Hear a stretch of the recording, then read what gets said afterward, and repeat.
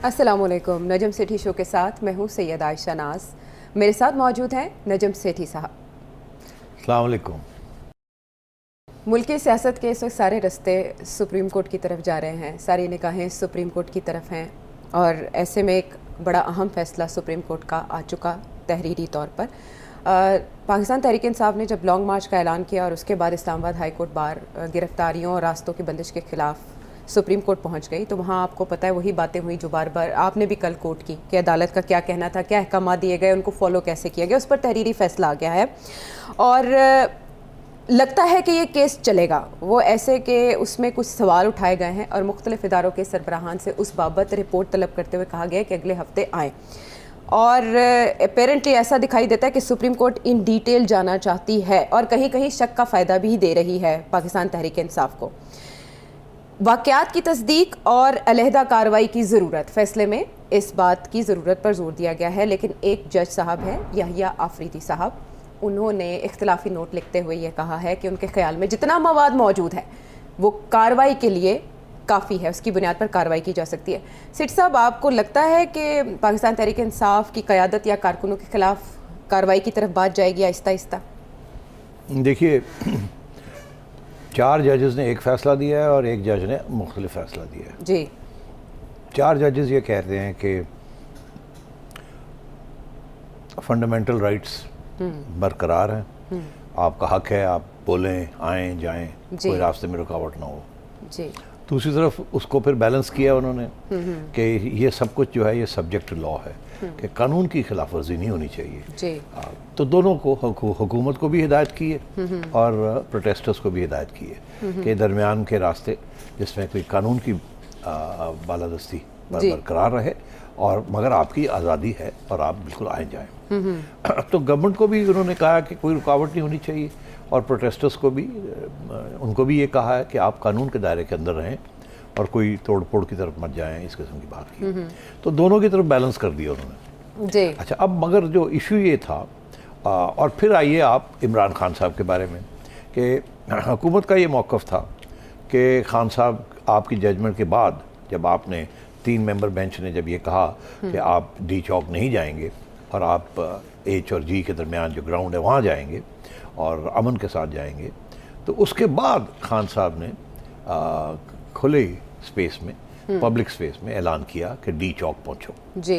अच्छा, तो अब अदालत ये कहती है कि उनको दिखाई भी गई एक वीडियो कि ये देखिए खान साहब क्या कह रहे हैं और उस पर टाइम भी लिखा हुआ है, सब कुछ है जी।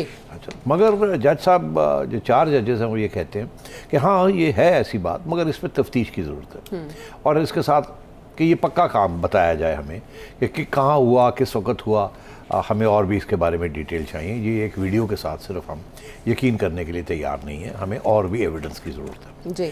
और इसके साथ उन्होंने और भी सवाल खड़े कर दिए कि कितने लोग आए, कहाँ आए, खान साहब ने क्या कहा, डी रेड जोन में कैसे दाखिल हुए, में कैसे दाखिल हुए, 5-6 सवाल और खड़े कर दिए और ये कहा है कि सब एजेंसियों को ये कहा है, पुलिस को भी और एजेंसियों को भी और हुकूमत को भी, इदारों को भी, कि आप अगले 1 हफ्ते के अंदर अंदर इन सारे सवालों के जवाब लेके आइए, फिर हम आगे बात बढ़ाएंगे।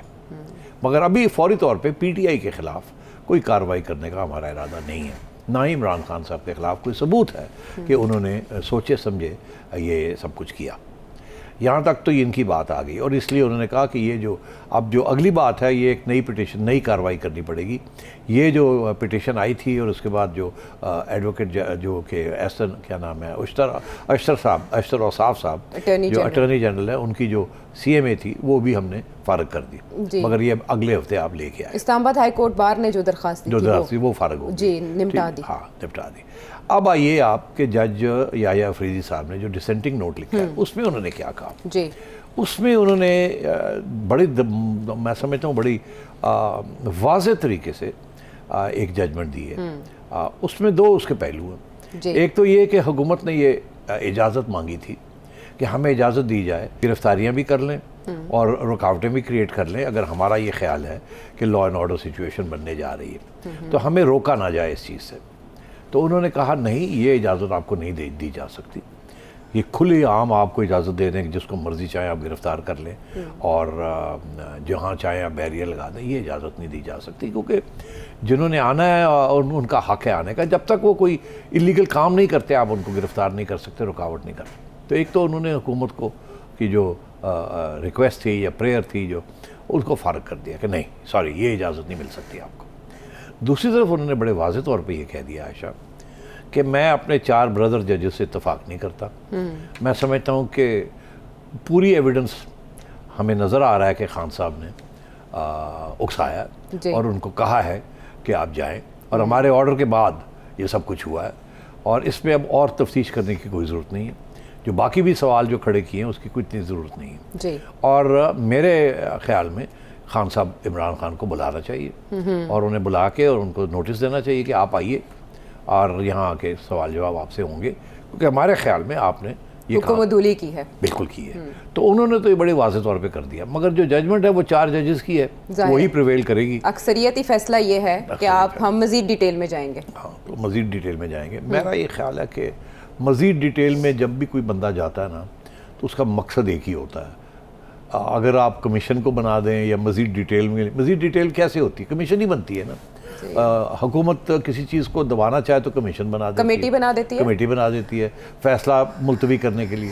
इसी तरीके के साथ जब जजेस और इन्फॉर्मेशन मांगते हैं तो वो फिर चलता ही रहता है। तो मेरा ख्याल है कि इरादा बड़ा साफ़ है कि इन्फॉर्मेशन आ भी जाए तो मेरा ख्याल है इमरान खान साहब को ज़्यादा से ज़्यादा ये हो सकता है कि खान साहब को जब ये इन्फॉर्मेशन मिल भी जाए, और कब मिलेगी, 1 हफ़्ते के बाद मिलेगी, उसके बाद फिर और कुछ होगा, फिर मुलतवी हो जाएगा केस, तो खान साहब के ख़िलाफ़ मेरा ख्याल है कोई इरादा नहीं है इन 4 जजेस का कि उनको बुला के और उनकी खिंचाई की जाए, क्लास ली जाए।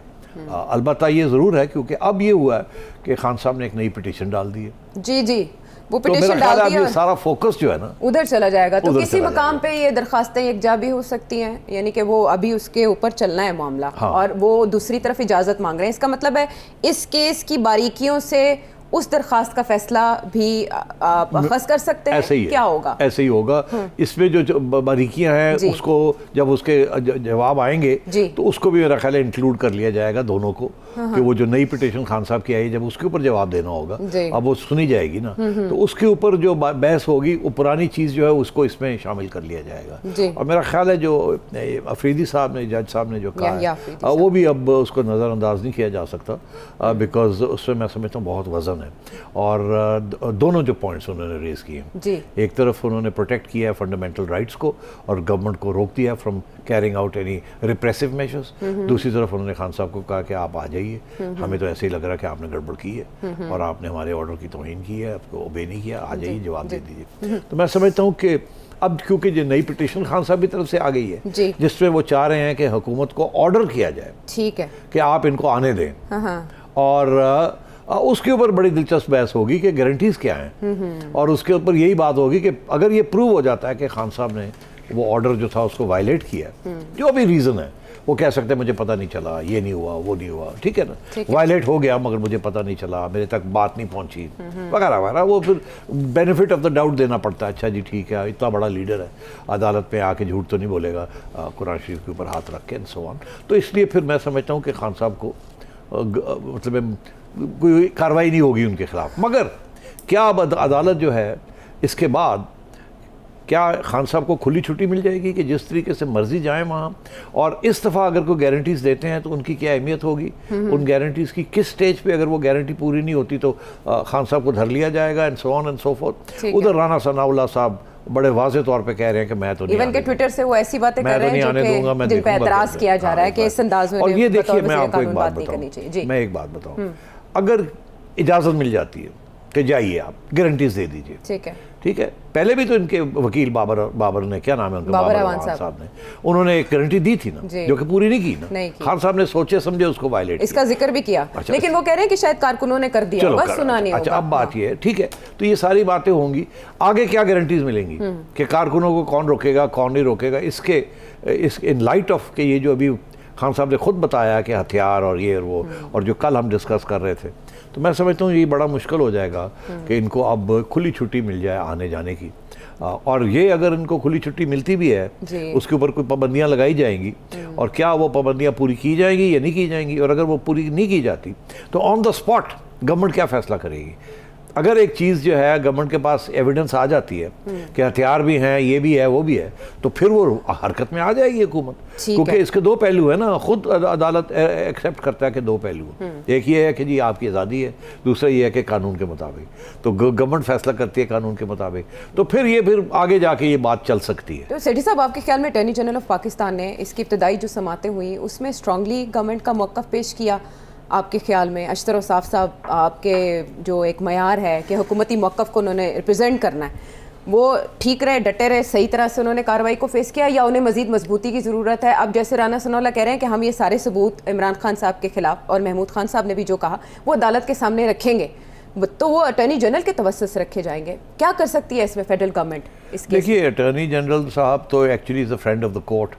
उनका जो रोल होता है वो दरमियान का रोल होता है, जी, मुआविनत करते हैं और गवर्नमेंट का मौक़िफ़ भी देते हैं, और अदालत को के साथ थोड़ा नरम रवैया ही होते हैं अटॉर्नी जनरल का। वो सख्ती के साथ अदालत के साथ कभी बात नहीं करते। ठीक है, तो ना ही अशतर और साफ करेंगे। उनका जो अपना एक तबीयत है वो बड़ी नरम किस्म की तबीयत है, मगर जो एविडेंस है वो तो सारी हुकूमत देगी उनको, और वो तो अदालत के आगे रखेंगे वो। तो मैं समझता हूँ केस तो प्रेजेंट होगा। अब देखना ये है कि ये 5 मेंबर बेंच जो है ये अब आगे कैसे फैसले करता है। और आपको पता ही है इस वक्त ट्विटर के ऊपर जो बात चल रही है सारी, सोशल मीडिया के ऊपर, तो इस बेंच की जो क्रेडिबिलिटी है वो अब लाइन पे है। लेकिन इसमें गवर्नमेंट का भी तो जिम्मेदारी आ गई ना, अब गवर्नमेंट को प्रूव करना है अपना पॉइंट। आप नेक्स्ट हेयरिंग में आप क्या समझते हैं? गवर्नमेंट ने तो एविडेंस आगे रख देनी है ना, बस इतना ही करना। और उन्होंने क्या करना है? उन्होंने कहना है जी इनको खुली छुट्टी नहीं दे सकते, नहीं दे सकते। अगर ये गड़बड़ करेंगे तो हम रोकेंगे इनको, हम ये भी करेंगे, हम वो भी करेंगे। और मैं आपको एक बात बता दूं, मुझे ये लॉन्ग मार्च नज़र नहीं आ रही है। ये लॉन्ग मार्च आपको नज़र नहीं आ रही होती भी, और कुछ इशारे भी ऐसे ही हैं। अब डेडलाइन तो ख़त्म हो गई ना, जो 6 दिन की डेडलाइन दी गई थी सेठी साहब, उसके बाद हमने देखा कि इमरान खान साहब ने ये बताया सबको कि अब हम पिटिशन लेकर चले गए, और पिटिशन असद उमर साहब ने दायर भी कर दी। क्या कह रहे हैं इमरान खान साहब पिटिशन को लेके, वो सुनवाते हैं पहले। आज सुप्रीम कोर्ट के अंदर हमारा केस लगा हुआ है। हम सुप्रीम कोर्ट से पहले पूरी उनसे प्रोटेक्शन चाह रहे हैं कि क्या हमारे पाकिस्तानियों का फंडामेंटल राइट है कि पुरअमन एहतजाज करें। अब सुप्रीम कोर्ट से ये बेसिक सवाल है, और क्या इस तरह के मुजरिमों को आप इजाजत दे सकते हैं कि या आप औरतें बच्चे देखें और उनके ऊपर शेलिंग करें, और पता नहीं 35,000 शेल मारे इन्होंने, लोगों के घरों में घुस गए रात को, उनकी औरतें ना चार दीवारी की परवाह जो इन्होंने हरकतें की हैं पंजाब के अंदर, और जो पंजाब पुलिस का इस्तेमाल किया है, गलत इस्तेमाल किया। तो हम सुप्रीम कोर्ट से रूलिंग ले रहे हैं, और उसके बाद जैसी उनका फैसला आता है उसके बाद मैं अनाउंस करूंगा, फिर हम निकलेंगे।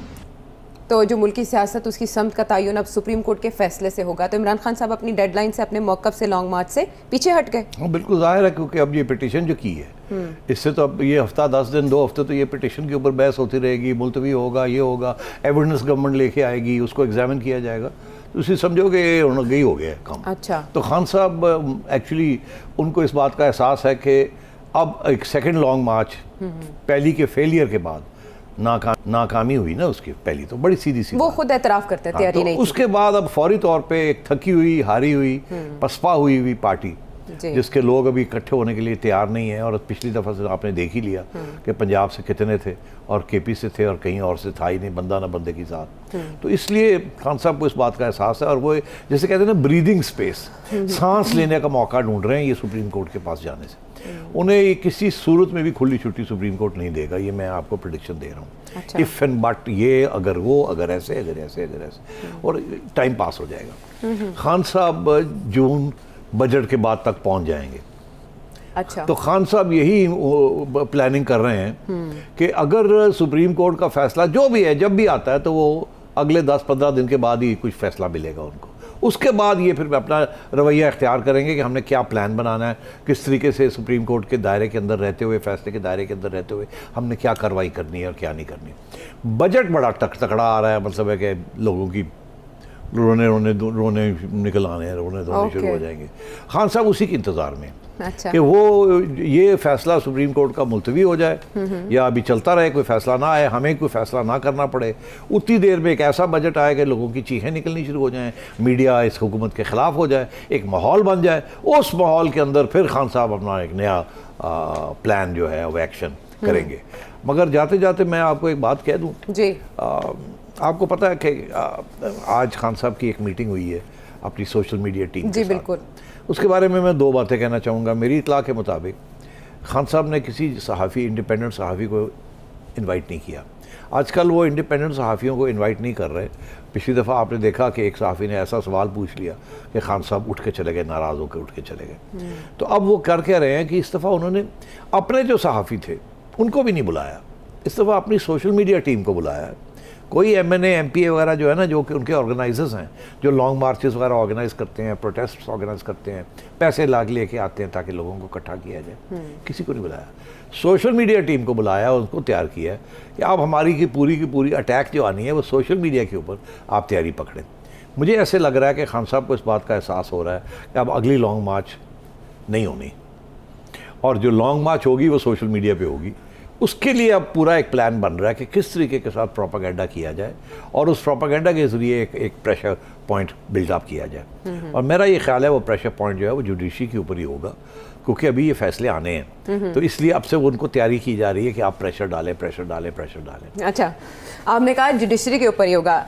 ऐसा किसी हद तक ठीक, इसी तकरीर में, इसी खिताब में उन्होंने एक बार फिर न्यूट्रल्स को कन्विंस करने की कोशिश की है, वो सुनवाते हैं जी।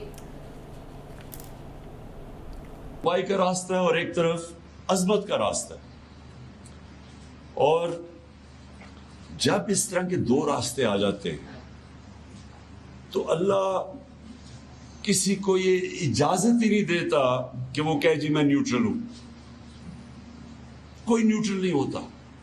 2 रास्ते, अल्लाह अगर कहता तो तीसरा रास्ता भी बता देता, लेकिन अल्लाह ने कहा कि जब आपने फैसला करना है, एक मुल्क, एक तरफ सारे पाकिस्तान के 30 साल पुराने जो जुर्म कर रहे थे, मुजरिम थे, वो ऊपर आके बैठ गए हैं। तो आप जब उनको देखते हैं तो एक कुरान में हुक्म है अमर बिल मारूफ, अच्छाई के साथ खड़े हो, हक के साथ खड़े हो, बुराई के खिलाफ खड़े हो, तो आप उधर हैं। कन्विंसिंग है दलाइल खान साहब के? नहीं, बिल्कुल नहीं। अच्छा। हाँ, उसकी वजह ये है कि तो उनको सूट करता है ना। उनका ये मौक़िफ़ है कि मैं ही सही रास्ते पे हूँ अखलाकी, इसके अलावा कोई भी रास्ता और तो कोई गलत रास्ता है। नहीं है, एक ही रास्ता है, तो न्यूट्रल तो हो ही नहीं सकते आप, तो मेरे साथ ही आपको खड़ा होना पड़ेगा। तो ये उनका मौक़िफ़ है। तो ये तो पहले ही रिजेक्ट हो गया जब उन्होंने, न्यूट्रल्स ने कह दिया कि हम न्यूट्रल हैं। तो ये तो उनको कह रहे हैं आप न्यूट्रल ना रहें, मेरे साथ आएँ। अब मैं आपको एक बात बड़ी इंटरेस्टिंग करूँ। क्या? मैंने तबसरे भी सुने और एक आध दफ़ा शायद मैंने भी ये बात कही है कि इस्टेब्लिशमेंट के अंदर कोई डिवीज़न है। कही है हाँ। मुतअद्दिद बार। लोग भी कहते हैं, मैंने भी एक आध दफ़ा कहा जी। है। एक्चुअली ये सही लफ्ज़ डिवीज़न नहीं है। देन मुख्तलिफ राय हो सकती है कि किस तरीके से आगे बढ़ा जाए। अच्छा। देखिए ना, एजेंसियाँ हैं ना वहाँ, एक एजेंसी की एक राय हो सकती है, दूसरी एजेंसी की दूसरी राय हो सकती है, मगर जब फैसला होता है तो वो यूनिटी के साथ होता है। तो फौज के अंदर डिवीज़न नहीं होती, बाय जो प्रिंसिपल है ना, जो वहाँ डिवीज़न नहीं होती, वहाँ एक ही फैसला होता है। उससे पहले बहस होती है, उससे पहले हर बंदे को इजाज़त होती है कि आप डिस्कस करें, ये करें, वो करें। और यहाँ भी सूरत हाल ऐसी है, there is no division, there is difference of opinion, how to proceed, आगे कैसे जाना है, खान साहब के साथ कैसे रवैया होना चाहिए, PDM के साथ क्या रवैया होना चाहिए, इलेक्शन कब होने चाहिए, ये भी चीज़ें डिस्कस होती हैं। मगर जब फिर फैसला आता है तो वो फैसला एक यूनिटरी फॉर्म में आता है और उसको सारे ओबे करते हैं। तो I just wanted to make that clear, ये जो न्यूट्रलिटी का जो फैसला है, ये सारी फौज की क़यादत का फैसला है। बिल्कुल ठीक। और इसके साथ कोई डिसएग्रीमेंट नहीं है किसी जगह पे भी। पहले जो कुछ बातें हुई होंगी वो अपनी जगह पे, मगर जब उसके बाद फैसला लिया गया तो उसके बाद कोई उसको डाइल्यूट करने वाला कोई नहीं है वहाँ। ठीक है। और DGISPR ने इस लफ्ज़ की मज़ीद वजाहत करते हुए कहा कि ज़्यादा बेहतर है कि ए पोलिटिकल कहा जाए बजाय ये कि न्यूट्रल होने के। न्यूट्रल्स की जब बात हो रही है तो रबिश, एब्सोल्युटली रबिश, ये क्या है? ब्रेक के बाद आके इस पर बात करते हैं।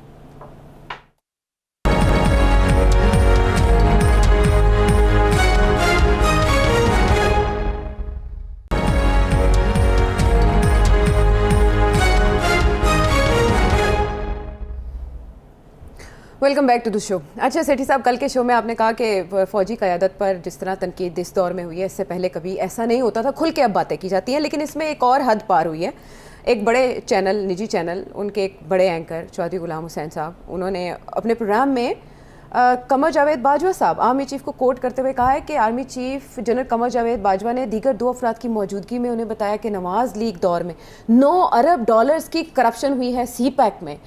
इस पर पैमरा की जानिब से तो नोटिस इशू कर दिया गया है और एक दिफाई ज़रिए के तवस्सुत से ये तरदीद भी की गई है कि ये बिल्कुल बकवास है या रबिश है। इस पर आप क्या कहेंगे, लिमिट्स क्यों नहीं रही क्रॉस? देखिए कि अगर चीफ साहब मिलते हैं ऐसे जर्नलिस्ट को तो फिर क्या तवक्को आप कर सकते हैं? क्या आपका ख्याल है कि ये कोई सीरियस जर्नलिस्ट हैं? आपका ख्याल है ये जिम्मेदार जर्नलिस्ट हैं? आपको ख्याल में मिलते होंगे? नहीं, ज़ाहिर है मिलते हैं। जब वो कह रहे हैं कि वो मिले हैं, बात ये है कि इसमें तो कोई डिनाइल नहीं है ना कि मिले नहीं हैं, मिलते रहते हैं वो, मगर वो अपनी तरफ से मेरा ख्याल है नेशनल इंटरेस्ट में मिलते हैं अपना मौक़िफ़ देने के लिए। तो उसमें तो कोई हर्ज नहीं है, मगर बात ये है कि ये ऐसे लोग जो हैं इसी किस्म की चीज़ करते हैं और ये पहली दफ़ा नहीं है चौधरी गुलाम हुसैन साहब ने इस किस्म की बातें की हैं, हमेशा छिक्के चौके मारते रहते हैं। और अब ये कि जी डिनाइल आ रही है अननोन सोर्सेज से, ISPR की तरफ से कोई डिनाइल नहीं आ रही, तो आनी चाहिए थी ना। कि मतलब है कि आर्मी चीफ के बारे में एक बयान आया है जिसको अब आप कहते हैं रबिश है, तो ISPR की तरफ से आना चाहिए था। बहरहाल ठीक है, अब पैमरा की तरफ से आ गया, अब जाएं और जाके वहाँ डिफेंड करें या माफ़ी मांगें और फ़ाइन दें और आगे से सोच के करें। हम तो पहले दिन से ये कह रहे हैं कि जनरल बाजवा का नाम लेना बंद कर देना चाहिए, किसी सिचुएशन में नाम नहीं लेना चाहिए उनका, और किसी आर्मी चीफ का या कोर कमांडर का नाम नहीं होना चाहिए। और वो जो हो गया, एक आध नाम किसी ने ले लिया, उसके बाद फिर खान साहब ने भी बहुत कुछ किया कहा, अब बस छोड़ दें इस बात को, इससे बड़ा नुकसान हो रहा है, सभी का नुकसान हो रहा है, इसकी कोई ज़रूरत नहीं है। और चौधरी गुलाम हुसैन हो या और कोई हो या मैं हूँ या कोई हो, अब हमें नाम लेके किसी की बात नहीं करनी चाहिए। इदारों के बारे में भी ज़रा मोहतात थे, इसी पता है कि अब वो न्यूट्रल हो गए, वो कह रहे हैं न्यूट्रल, नज़र आ रहा है कि वो न्यूट्रल हो, और वो बार बार कह रहे हैं कि हमें सियासत में मत घसीटें। आपके ख्याल में इस बात को करने का मकसद क्या हो सकता है? ये इसीलिए था ना सियासत में घसीटने का। इस वक्त कौन घसीटने की कोशिश कर रहा है? इमरान खान साहब और उनके दोस्त, उनकी सियासी जमात, उनके हमायती जर्नलिस्ट, वही कर रहे हैं ना, और तो कोई नहीं कर रहा। तो इसलिए मेरा ये ख्याल है कि अब इनको भी कोई ना कोई मैसेज जाना चाहिए कि अब ये बंद कर दें इस किस्म। ऐसे दावों पे हत्ता के इज्जत का नोटिस भेजा जाता है कि ऐसी बात की गई, गवर्नमेंट का इनपुट? गवर्नमेंट क्या, वो पैमरा क्या है? पैमरा इसीलिए है ना, हाँ, तो टीवी शो को रेगुलेट करना, बट दावा जिनके हवाले से किया गया है तो उनको चाहिए ना कि ऑफिशियली ISPR की तरफ से कुछ आ जाए। अच्छा। मगर मेरा ख्याल है वो इस वक्त ये सोच रहे हैं कि हवा ना दी जाए ज़्यादा। हाँ, हवा ना दी जाए। और आपने बड़ा कह दिया, बड़ी इज्जत कर दी आपने चौधरी गुलाम हुसैन की, मेरा जिगरी यार है चौधरी गुलाम हुसैन, मगर नंबर 2 किस्म के बयानात देता है और उसकी पुरानी आदत है, ये आज से नहीं 90 की दिहाई से वो लगे हुए हैं, वो हर हुकूमत के एडवाइज़र बन जाते हैं और वो हर हुकूमत को ऐसे ऐसे एडवाइस देते हैं कि आप यकीन नहीं कर सकते। मगर चौधरी साहब बड़े दिलचस्प शख्स हैं। हाँ। और बड़ी रंगीन किस्म की बातें करते हैं। जी। और मुझे आम याद है, फहम होती हैं। हाँ, मुझे याद है ये वोट ऑफ नो कॉन्फिडेंस जब ये होने जा रहा था, फ्लॉप हो जाएगा, एक रात पहले वो स्पेशल आगे जनाब अपना एक रिकॉर्ड किया उन्होंने। ओ जी देखो जी, मैं आपको बता रहा हूँ ये कामयाब नहीं होगा, अब ये होने जा रहा है, वो होने जा रहा है ना, ड्रामे। तो चौधरी साहब जो है, मगर लोग देखते हैं चौधरी साहब को, चौधरी साहब की बड़ी फॉलोइंग है। हाँ। तो अब कैसे हम उनको कह सकते हैं कि जनाब चौधरी साहब जो हैं वो, अब बहुत से लोग हैं यहाँ जो नंबर 2 बात करते हैं, मगर नंबर 2 बात चलती है, अल्लाह खैर सल्ला। और बाय द वे कभी कभी चौधरी साहब नंबर 1 बात भी कर जाते हैं, कभी कभी। अच्छा, सादा और आम फहम है, उनका अंदाज़े बयां इसलिए मकबूल भी हैं। बहरहाल ये बात जो थी वो काफ़ी दूर तक गई और गूंजी, जिसके बाद ये इसकी तरदीद भी सामने आई है। आगे बढ़ते हैं, कुछ बात इलेक्शन कमीशन की हो जाए। और यहाँ हम देख रहे हैं कि इलेक्शन कमीशन पे काफ़ी बोझ आ रहा है और मुनहरिफ अरकान के हवाले से भी उनको फैसले करने हैं, और दूसरा जो मखसूस नशिस्तों पर हुक्म दिया गया अदालत की जानिब से, उस पर भी कल इलेक्शन कमीशन को फैसला देना है। लेकिन मखसूस नशिस्तों के हवाले से क्या राय हो सकती है फिर कैन को सुनने के बाद इलेक्शन? देखिए, यहाँ एक राय तो ये चल रही है ना, जो कि फवाद चौधरी साहब कह रहे हैं कि हमारी 5 नशिस्तें जो हैं, हमारे 5 मेंबर्स को आप फ़ौरन जो उसके बाद, क्योंकि देखें ना, जब ये नशिस्तें दी जाती हैं ना, तो उस वक्त ये होता है कि 1 2 3 4 5 6 7 इस ऑर्डर दिया जाता है। अब वो कह रहे हैं चौरी परवेज चौरी फवाद ये कह रहे हैं कि ये जो 5 उड़ गए हैं इसके बाद के जो नाम थे आप रिप्लेस कर दें, उसको रिप्लेस कर दें, खत्म सिंपल। करें इसको, कल फैसला करें ताकि हमारे बंदे पूरे हो जाएं। जी अब मेरा ख्याल है जो दूसरा मौक़िफ़ है वो ये है कि ये प्रोपोर्शनल रिप्रेजेंटेशन के ऊपर ये सीटें तनासब के हिसाब से दी जाती जाती हैं। जी अब 5 लोग डी सीट हो गए, ठीक है, उनकी अब वो जो इसके अलावा 25-20 दूसरे हो गए। 20 दूसरे। अब वो जब तक वो 20 की जो बाई इलेक्शन के अंदर पता नहीं चलेगा कि वो 20 में से इनको 20 ही मिल गए हैं, फिर तो इनको 5 मिल जाएंगी। ठीक है, अगर 20 में से इनको मिले हैं 5 तो फिर इनको 1 मिलेगी। तो वो ये कह रहे हैं कि जब तक बाई इलेक्शन नहीं होगी उस वक्त तक पता नहीं चलेगा कि आपकी स्ट्रेंथ कितनी है और आपको उसके मुताबिक कितनी सीटें देनी है आपको। तो मेरा ख्याल है यही मौक़िफ़ इलेक्शन कमीशन का आएगा कि हम अभी 5 आपको नहीं दे सकते, अभी हम इंतज़ार करेंगे बाई इलेक्शन का, जब वो होगी तो फिर जाके ये फैसला होगा। अच्छा, इसको चैलेंज किया जाएगा, पीटीआई करेगी, पीटीआई इसको चैलेंज करेगी, और अगर इसके बरक्स फैसला आ जाता है कि जी नहीं 5 इनको दे दे, तो फिर क्या होगा? पीडीएम चैलेंज करेगी या वो लोग जिनको कोई ना कोई इसको चैलेंज करेगा। तो बात यह है कि ये जाएगा मामला इलेक्शन कमीशन से हट के अदालत में जाएगा। आजकल हो ये रहा है कि जो भी फैसला आ रहा है वो चैलेंज हो रहा है, और चैलेंज हो रहा है, अदालतों के ऊपर सियासी फैसले अदालतों से करवाए जा रहे हैं। इसलिए अदालतें जो है अंडर बहुत प्रेशर हैं, क्योंकि अगर एक तरफ फैसला देते हैं और इतनी वो जिसे कहते हैं चार्ज्ड एनवायरनमेंट है, इतने गुस्से की एनवायरनमेंट है, कोई दूसरे को बर्दाश्त नहीं कर रहा, लड़ाई झगड़े हो रहे हैं, मार कुटाई हो रही है, और एक गवर्नमेंट बैठी हुई गवर्नमेंट को वोट ऑफ नो कॉन्फिडेंस के जरिए नहीं, स्ट्रीट पावर के जरिए निकालने की कोशिश की जा रही है। तो इस सूरत में इसमें जाहिर है टेंशन तो होगी, और वो सारी की सारी टेंशन जो है ना ये लोग अदालतों में ले जा रहे हैं और जजेस के ऊपर बड़ा सख्त प्रेशर आ रहा है। और ये हमारी बदकिस्मती है कि वैसी जुडिशरी बड़ी कमज़ोर होती है हमारे जैसे मुल्कों के अंदर, और ऊपर से इतना जब सियासी प्रेशर आता है, एक तरफ एक पॉपुलर प्रेशर, एक तरफ एक हुकूमत का प्रेशर, तो अच्छे फैसले मुश्किल ही होता है इस किस्म के इन किस्म के हालात के अंदर। तो फिर ये तनकीद तो होती है, और नुकसान सियासतदानों का नहीं होता, नुकसान जुडिशरी का हो जाता है। बस इतना मैं कह सकता हूँ। इसमें इलेक्शन कमीशन दोनों तरफ से तनकीद की जद में आता है। अब एक और मुनहरिफ रुकन आयशा नवाज वो भी चली गई हैं, इससे पहले ज़ारा बतूल गई थी इलेक्शन कमीशन की जानिब से जो उन्हें डी सीट किया गया।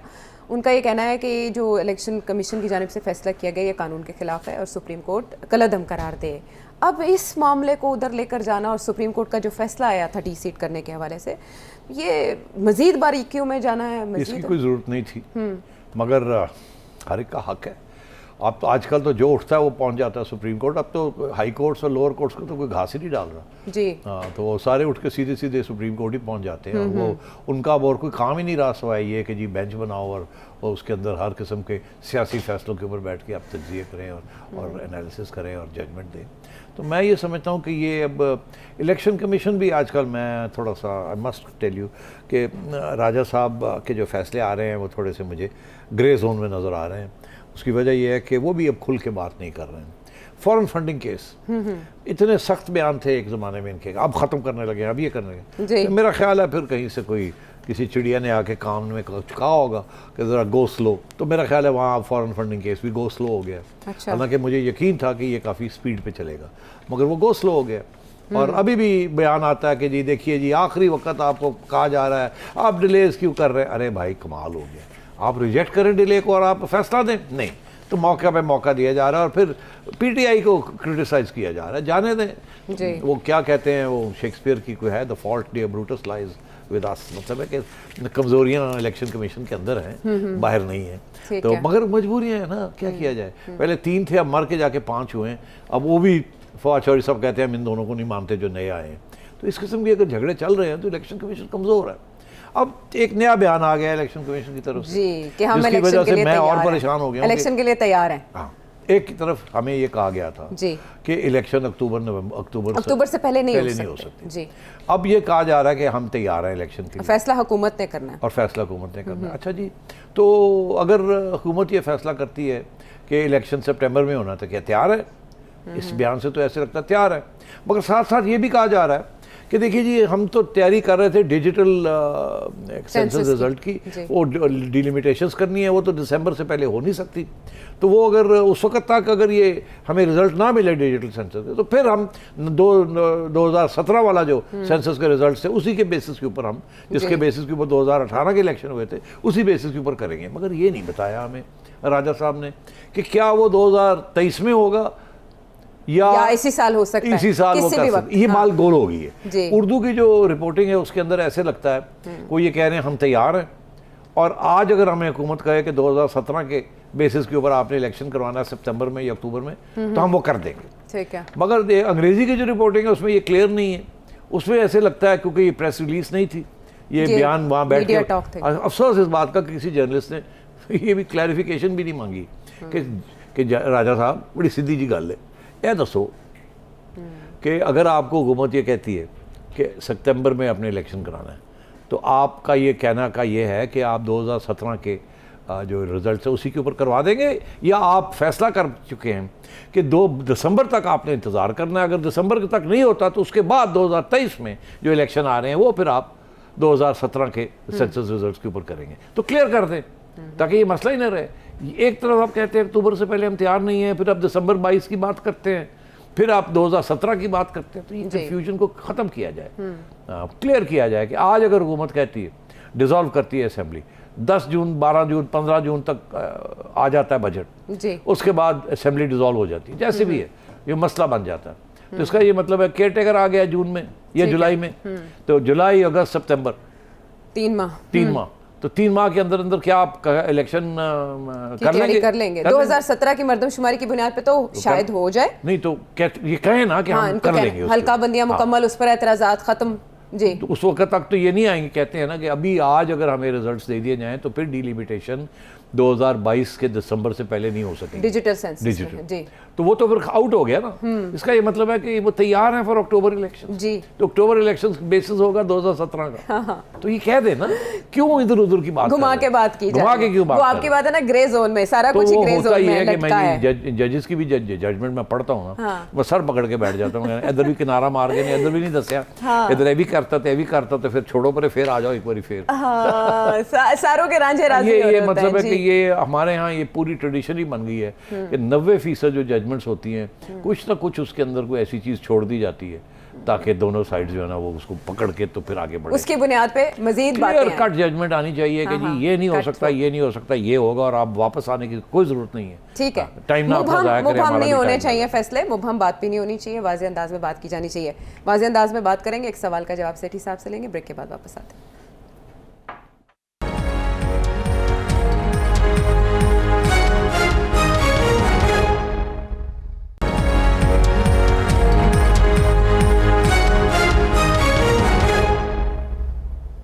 नजम सिटी शो में एक बार फिर खुश आमदेद। चेयरमैन नैब की तब्दीली की खबरें हैं और कहा जा रहा है कि मुख्तलिफ नामों पे इत्तफाक भी हो गया है, नैब तरमीम पे भी काम हुआ। कैसे देखते हैं अब आने वाले दिनों को आप? मैं तो शुक्र कर रहा हूँ कि ये नैब चेयरमैन घर जा रहे हैं, इन्होंने नैब को तबाह कर दिया। इतनी बुरी कारकर्दगी थी इनकी कि मैं आपको बता नहीं सकता हूँ। बिल्कुल वन साइडेड कमज़ोर शख्स निकला, और फिर उसके बाद वो स्कैंडल निकला इनका, आपको पता ही है, जिसके बेसिस के ऊपर इन्होंने अपने सारे मौक़े बदल लिए और धमकी के अंदर आ गए, और उसके बाद पीटीआई के ख़िलाफ़ तो एक बात भी नहीं करने दी ना की। तो ऐसे लोगों को तो मेरा ख्याल है कितनी बड़ी गलती थी जिन लोगों ने इनको इस किस्म के शख्स को अपॉइंट किया था। ये तो बैड नेम जुडिशरी को भी देते हैं, क्योंकि ये जब जुडिशरी में थे और उसके बाद अब नैब में जो इनकी कारकर्दगी रही है बहुत ही बुरी कारकर्दगी जी। और नैब को भी इतना बदनाम कर दिया कि आप देखें उन्होंने तरमीम करनी पड़ दी। इसकी क्या ज़रूरत थी? नैब का कानून को अगर सही तरीके से चलाया जाता, फेयरली चलाया जाता, तो ना होता कुछ। इन्होंने तो मिसिंग पर्सन से लेके और जिस तरीके से ब्यूरोक्रेट्स को और सियासतदानों को वन साइडेड किस्म की अकाउंटेबिलिटी की है, और जिस तरीके से मैं समझता हूँ कि नाइंसाफ़ी का दौर था ये नैब का, और ये इसीलिए तो इतना उसके खिलाफ महाज बना। तो मैं समझता हूँ कि गुड रिडन्स टू बैड रबिश। तो कार्रवाई इनके खिलाफ की जाएगी, हुकूमत इरादा रखती है या नहीं? करनी भी चाहिए, पहले कुछ करनी भी चाहिए, कोई एग्जाम्पल सेट करना चाहिए। अच्छा, मैं इनके बारे में अच्छे मेरे ख्यालात होते थे एक ज़माने में, जब इन्होंने एक इंटरव्यू दी थी जावेद चौधरी साहब को, उसमें इन्होंने कहा था कि अब मैं बैलेंस करूंगा सारा जी, कुछ। दूसरी तरफ भी और उसके बाद उनके खिलाफ खिलाफ एक वीडियो आ गई और उसके बाद ये बैठ गए और जिस किस्म की ये हरकतें करते रहे, मैं बड़ा, मुझे इस चीज़ से अफसोस हुआ ठीक और है। मैं इनकी इज़्ज़त करता था, मगर अनफॉर्चुनेटली जैसे मैं साकिब निसार की इज़्ज़त करता था और खोसा की इज़्ज़त करता था, अब नहीं करता हूँ, इसी तरीके के साथ मैं इनकी भी इज़्ज़त नहीं करता।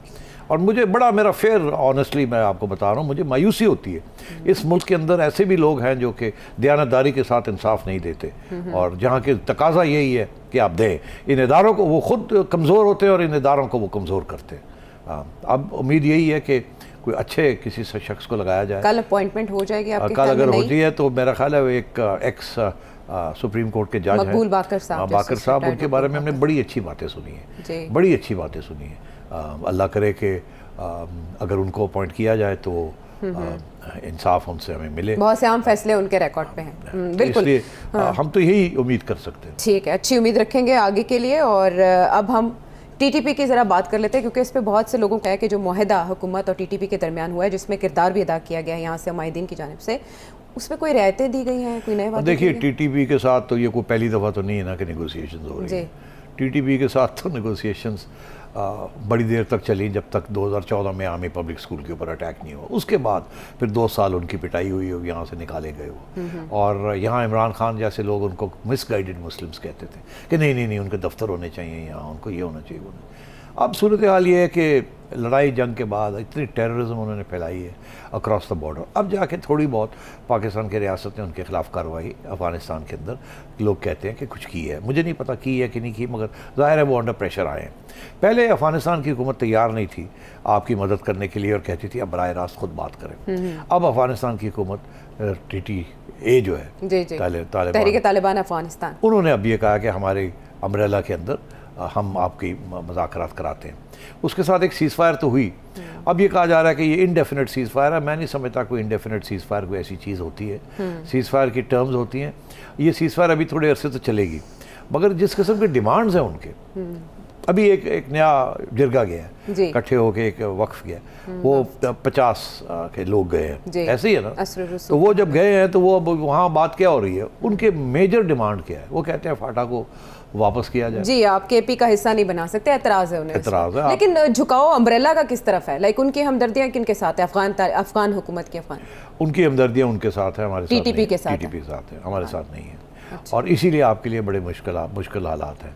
ये मुआहदे जो हैं ये कहीं नहीं जाएंगे, ठीक है। वो कभी भी अपना मौक़िफ़ नहीं छोड़ेंगे। पहले भी हमने आजमा के देख लिया, 14 अग्रीमेंट्स हुई थी 2009 से लेके 2010 से लेके और 2014 तक, जो कि उन्होंने तोड़ी, पैसे भी ले गए, हथियार भी ले गए, लोगों को मार भी दिया। ठीक है। बिल्कुल किसी सूरत में TTP नहीं बात मानेगी आपकी, और हर स्टेज पे TTA जो है TTP की हमायत करेगी। और आपको आप नेगोशिएशन ज़रूर करें जिसके साथ आपको थोड़ी ब्रीदिंग स्पेस मिल जाती है, मगर नेगोशिएशन का ये मतलब नहीं है कि आप प्लेट में रख के सब कुछ दे दें। हाँ, ठीक है। क्योंकि एक ज़माने में नहीं, अब भी आप कहते हैं वो टेररिस्ट हैं, तो वो तो एक असूल होता है कि टेररिस्ट के साथ आप नेगोशिएशन नहीं करते। नहीं कर सकते तो अब ये कि आप नेगोशिएशन किसके साथ कर रहे हैं? जब आप किसी के साथ नेगोशिएशन करते हैं तो आप इसका मतलब है तस्लीम करते हैं कि वो भी एक बराबर की ताकत है। तो जी, इसलिए मैं समझता हूँ कि ठीक ये है। कहीं नहीं जाएगा ये, मगर मजबूरी है आपकी, क्योंकि आपके जो हालात हैं जिस किस्म के और जिस टैक्स कर रहे हैं, और आपकी जो कमिटमेंट है टू TTA, अफगानिस्तान को आपने सपोर्ट करना है, तो उसकी वजह से फिर आपकी मजबूरियाँ भी बहुत सी हैं। ठीक है। और दूसरे फरीक का भी ताउन हमें उसी तरह से चाहिए जिस तरह हम ताउन कर रहे हैं।